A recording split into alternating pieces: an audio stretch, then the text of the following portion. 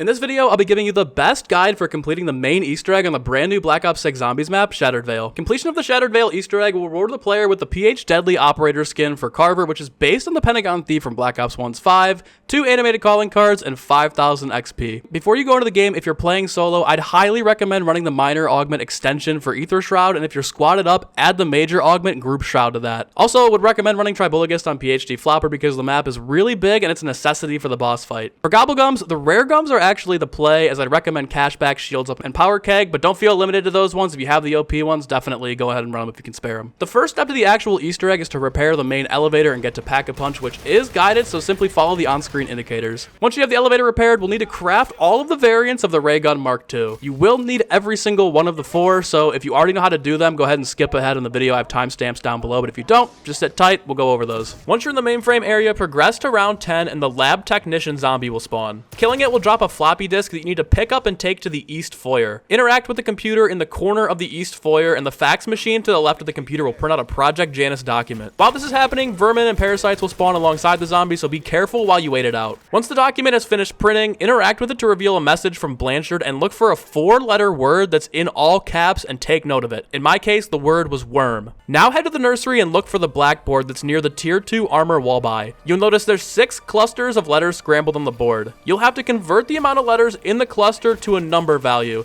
It sounds really complicated, but let me explain exactly how I found the code in my game because it's actually really simple. Find the first letter of whatever your word was on the message from Blanchard. In my game, it was worm, so I was looking for the cluster with a W in it. The cluster with the W in it had 5 total letters, so the first number to the code in my game was 5. Next, look for the second letter in your word and do exactly what you did with the first letter. So again, my letter was O, and it was in a cluster of 8 total letters, so the second number to the code was 8. My third letter was R, and it was in a cluster with 6 letters, so the third digit is 6. The last letter from me was M, which stood alone, so that number value was 1. Once you have the 4-digit code, head to the service tunnel and you'll notice an HVT Doppelgast locked behind a blast door. On the right of the door, interact with the panel and type your 4-digit code in. If you mess up the code, don't worry, progress to the next round and you'll be able to try again. Once the door is open, kill the Doppelgast and he'll drop you a severed arm. Take the severed arm to the Project Janus Armory at the supply depot in the end of the service tunnel. Once you're in the armory, interact with the panel next to the locked Mark II to open the glass, revealing the free Ray Gun Mark II. Now that we have the standard Ray Gun Mark II, we'll need to find 3 individual canisters around the map that we'll use to charge it up and change it into the variants. The first way you get a canister is by shooting crystals located on the ceiling around the map to get a canister to spawn out of it. These crystals can either be found in the service tunnel, the southwest balcony, inside of the conservatory, or the east foyer. One of these 4 locations will have a canister inside of it, while the others will only drop you salvage. Another way to get a canister is by throwing a Casimir grenade near the barricade underneath double tap to suck it into the map.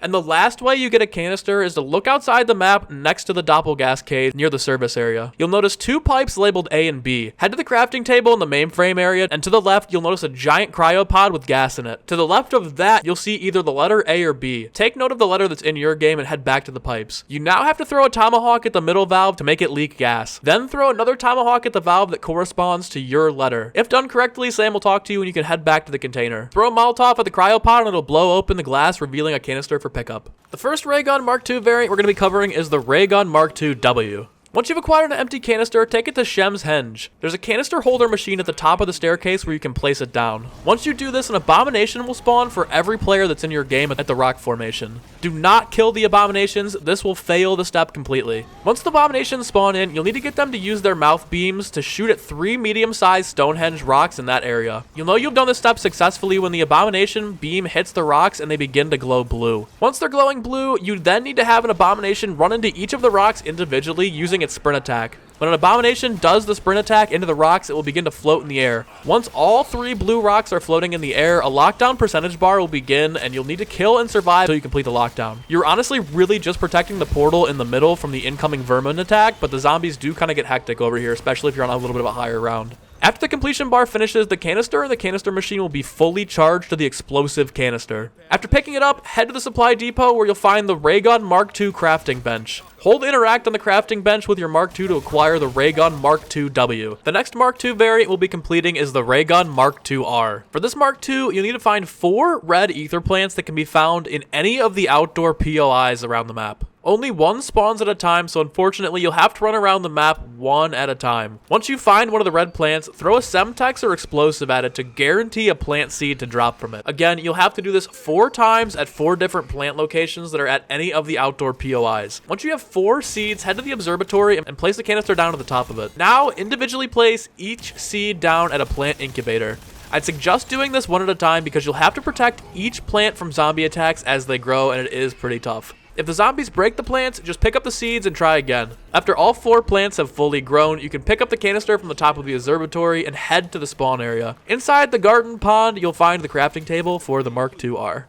The last Mark II variant we'll be completing is the Ray Gun Mark II-P. For this Mark II, you'll need to find a few different things around the map. The first are 2 individual reflectors. One can be found at the fountain outside of the observatory, and the other one outside of the nursery on the southwest balcony. The other random item you'll need is the Essence Bomb, which randomly spawns from any of the white Project Janus loot crates around the map. There's one in every single POI, and usually only spawn Essence or Vermin. However, one lucky box has the Essence Bomb in it, so just keep trying to run around and opening as many boxes as you can until you find it. Once you have all the reflectors and the Essence Bomb, head to the service tunnel below the map. Next to the Armor 3 wall buy, place the bomb down on the rock debris to reveal a hidden room. Inside this room, place the canister down inside of its holder. This will cause the crystal in the middle of the room to shine a beam towards the reflector holders. Similarly to Citadel de Mor, you have to place the reflectors down where the light is shining and line them up to be hitting a Doppelgast statue. It sounds tough, but it's really not. There's 3 reflector locations, 2 on the ground level and 1 on the second floor of the cave. In order to move where the reflector is pointing the light, all you have to do is simply melee or punch the reflector.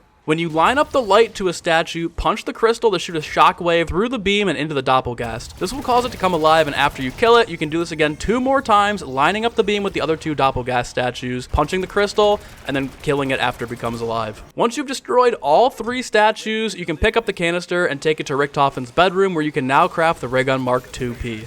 Now that you've built all of the Mark IIs, we can finally move on to the main Easter egg quest. The good news is we're already about halfway done. The bad news is the second half is actually much harder to complete. Take the Ray Gun Mark II-W to the banquet hall and retrieve the sconce from the box in the hallway, which is right before you get to the elevator shaft. Once you have the sconce, go to the T-Rex room and place it in the missing lamp area that's to the right of Juggernog. This is really easy to see. Just walk up to the wall and interact with it, and it'll put it down. You'll then be prompted to play a game of Simon Says. Now, it's only the 2 lamps that are right there next to each other to the right of Juggernog. It's not the ones that are around the room. It's just those 2. One lights up, you interact with it, then 2 will light up, you interact with those in the right order, and then after the 3rd time, the wall will reveal a secret door. Here you must interact with the computer that's next to the painting of Fats Malloy and get kills with the Ray Gun Mark II-W. Once you complete that, the painting will reveal another room where you'll come face to face with the ghost of Fats. He'll say he's thirsty, and it's now your job to bring him his flask. To find the flask, you'll have to find the service bell, which can be located in and around the study and library. In multiple games that we played through, the bell was located in the glass bookshelf that's near the weapon wall buy in the study. You can't really see it unless you punch the glass out, so make sure you do that. If it's not in that spot in your game, walk around the library and the study area and look for a glass case that hasn't been destroyed. But apparently more times than not, it's going to be next to the wall buy. Once you have the bell, take it to the 2nd floor bar in the foyer and place it down. Here you need to brain rot a zombie and then ring the bell after it's been turned. The zombie will hop the counter, take a drink, and drop the flask on the bar. Next, simply return to Fats Malloy and give him his flask. As soon as he disappears, place the Sentinel artifact down on the pedestal in the room. You'll now have to survive an HVT Mangler that's shielded. All you have to do is break his shield with the Mark II and continue to unload on him until he's dead. Once the lockdown is complete, pick up the Sentinel artifact, and we can move on to the next step. For the next trial, you'll have to get the Ray Gun Mark II-P, which is found at the director's quarters. Next, head to the banquet hall and interact with the painting of the cult leader. Getting kills with the Mark II will dissolve the painting and reveal another secret room. Inside the room on the right of the dining table, there will be a red elixir that you have to pick up. Next, you'll have to find 3 different chalices scattered throughout the map. The first is in the bottlery, the second is at the top floor of the foyer to the right of the bar, and the last one is in spawn at the bottom of the bridge. Each time you interact with a chalice, an Elder Disciple will spawn that you'll need to kill. Once you've interacted with all 3 chalices, 3 numbers will appear on the walls near the main elevator in the banquet hall. Jot down the numbers from left to right and then make your way to the safe that's to the right of Death Perception. Input these numbers into the safe and pick up the antler carving. You can now return to the cult leader's dining room and place the Sentinel artifact down on the pedestal. Survive an HVT Elite Disciple with a force field similar to the last one, and once you've finished, pick up the artifact and we can move on to the final trial. For the last trial, we'll need the Ray Gun Mark II-R, which is built in spawn. Once you have it, go to the library and interact with the computer paintings. Getting kills with the Ray Gun Mark II-R will reveal a secret study and you can talk to the rich guy.